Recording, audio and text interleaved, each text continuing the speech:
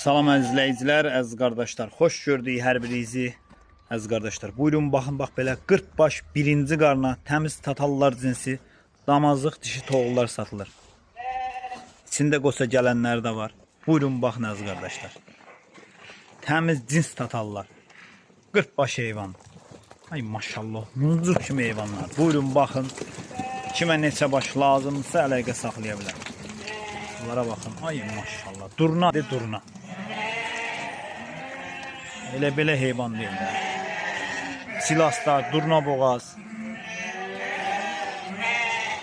Süper heyvan. Ay maşallah. Süper de süper.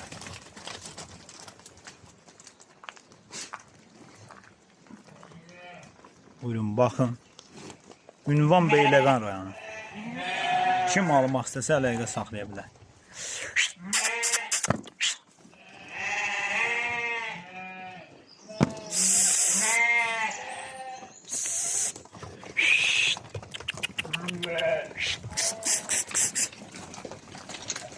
Ay maşallah.